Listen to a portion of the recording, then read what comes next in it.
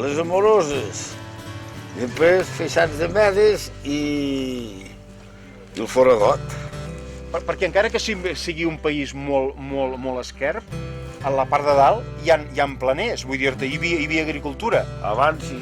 Què hi feien allà? Patates. Patates? Sí, però em penso que visquien a sota les roques, aquella gent. Ni cases ni hi havia. Vivien en baumes? Sí. Això jo sí ho he sentit a parlar de 300 anys enrere. En Ferran és un dels pocs fills d'aquesta contrada que no tan sols hi viu, sinó que també hi treballa. Som 3 veïns aquí. Però tot el que sabem ho sabem pels vells d'abans. Si no ho sabríem per res.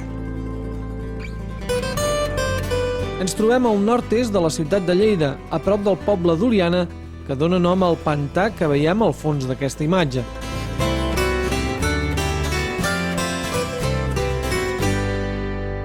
Mira, anirem cap aquí baix, a aquests plans d'aquí del Salze, i pujarem per aquella canal, entremig de totes aquelles agulles, i anirem a parar a sota les Amoroses per anar a pujar la foradada del mirador de les Amoroses. No? I després continuarem serra enllà per tornar a baixar amb un altre canal que ens portarà molt a prop del poble de Mora Comtal i bé, per tornar una altra vegada aquí al Salze. La majoria de muntanyes que ens envolten són de tipus conglomerat, és a dir, formades per compactació de còdols.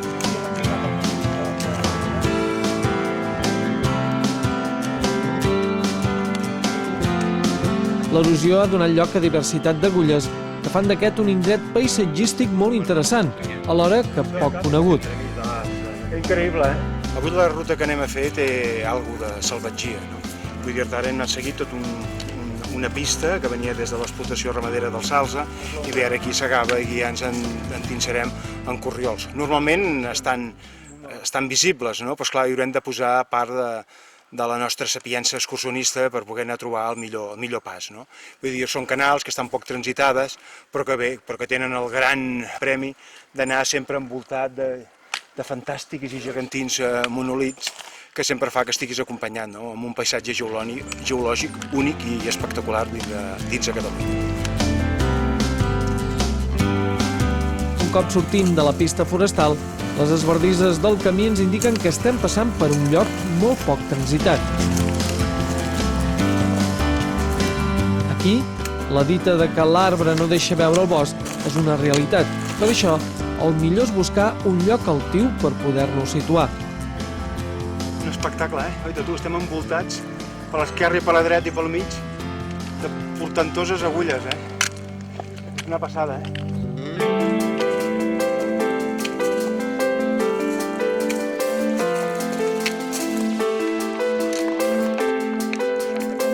Per poc que hem guanyat altura, el paisatge ens mostra la bellesa d'aquest indret, amb els camps al fons i per damunt el nostre objectiu, un parell de roques anomenades les Amoroses, que donen nom a tota aquesta contrada. Mira, aquesta és la roca de la Bala, no? En tots aquests monòlits que tenim per tota aquesta zona, n'hi ha que tenen el nom popular, no? Com pot ser les Amoroses, vull dir-te alguna en concret, però moltes també tenen el nom a partir d'escaladors que van vindre aquí a sentir-les. Es veu que la primera vegada que em van vindre aquí gent amb un concepte escalatori van ser la gent del SEC, el grup d'escalada del CADE, comandats pel Quildo Carreter, que van vindre, crec, l'any 53 a fer les primeres escalades, no? Per les vies normals. A partir d'aleshores, vull dir-te, ja molt pausadament han vingut altres escaladors a pujar altres cares i altres agulles que no havien estat assentides. Normalment, la tònica escalatòria d'aquí és que pot tindre plaques molt bones i, en canvi, pots tindre trossos que són verdadera basòfia, no? Que vull dir-te que no tenen la suficient consistència per poder escalar. Per exemple, aquestes altives agulles en forma de flauta semblen molt compactes, però cal malfiar-se, perquè en alguna de les seves vessants ens podem trobar que els còdols es desprenen amb facilitat. Arribats en aquest punt, el corriol que seguim es fa més costerut, tot pujant entre les agulles. Bé, té diferents intensitats, és planer a estones, però té puntes bastant dretes. Paisatge? Collonut. Molt maco. Aquí estem sols, no hi ha ningú. I soroll, natura, tranquil·litat, ho té tot.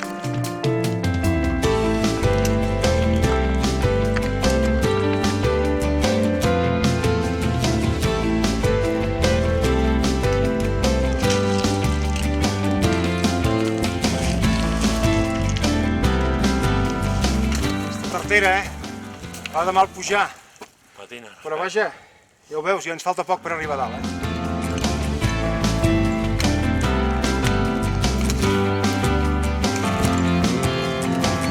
El cel serè permet que el sol llueixi i il·lumini a plaer aquest laberint de roques, on podem veure, ara des del darrere, les dues roques que donen lloc a les Amoroses.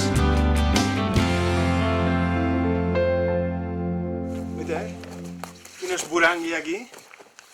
Se li diu una foradada, Sí, això és una foradada. Ostres, és espectacular, Deu tindre 20 metres, Forat de la baix. de queixal. Aquí és de ferradura, és el país de les cabres, tu. És que aquí l'erosió hi ha posat ganes, hi ha posat tot el talent, perquè pugui arribar a fotre aquest paisatge.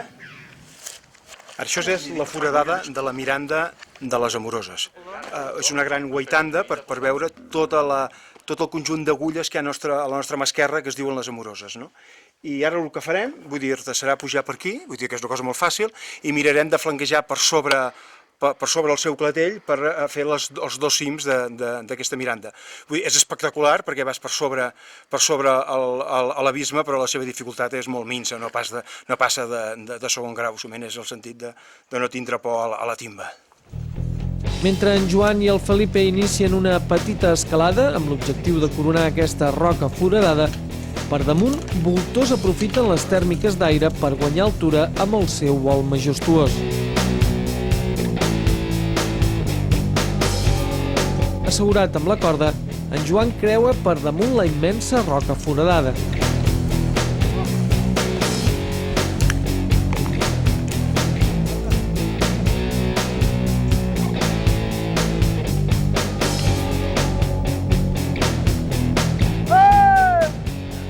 Massa, José!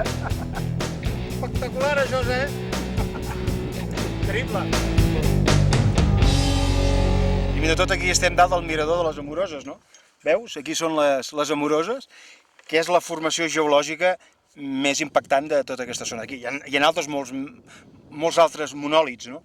Però esclar, com aquest, amb la forma que tenen, que diu que té la tradició que són dues persones que es fan un petó, vull dir-te, ja és el Kagensen, no? Ja és el màxim, no? I bé, aquest és el referent geològic més important, no? Que hi ha. I a partir d'aquí nosaltres tornarem a davallar, anirem a baix a la font i seguirem per un altre camí que va fins a Móra Comtal.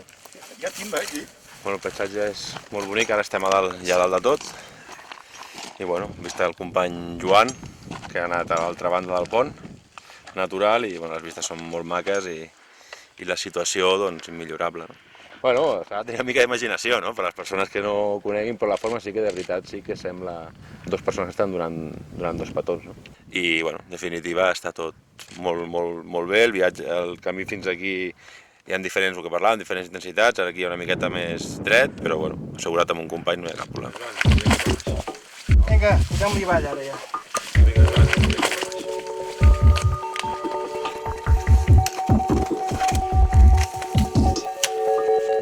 Què és això, Joan? Això és la font Volterera. Aquest any està seca, és una llàstima. Però bé, aquí no deix de ser un oasis, tu, entremig d'aquest desert vertical de pedres, Però jo he vingut aquí que rejava un doll, llogueta, aquest any. De totes maneres, té el mínim d'aigua perquè els animals, tant siguin del bosc com de ramaderia, puguin beure.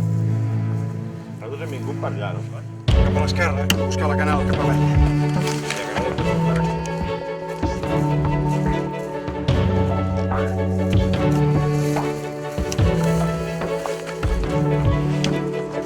A baix de tot podem veure el poble abandonat de la Móra Comtal.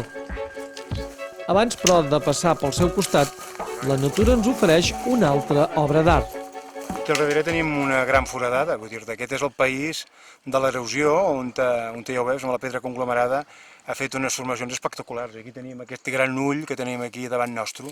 S'hi pot accedir, vull dir-te, fas un flanqueig amb algun pas de segon grau, que hi ha una placa per arribar-hi, però bé, és de relativament fàcil accés. Això sí, té bona timba i hauries d'anar amb un cordino per tal d'assegurar els passos. Aquest tom el pots fer tranquil·lament en unes 3 hores, vull dir-te, depèn del que tu vulguis entretendre i depèn del que gaudeixis del paisatge, no? I a part del que vulguis entretendre, si vols pujar amb alguna agulla o amb algun cim dels que hi ha per aquí. L'estació, vull dir-te, aquí pots vindre a la tardor, a l'hivern i a la primavera, a l'estiu fa molta calor.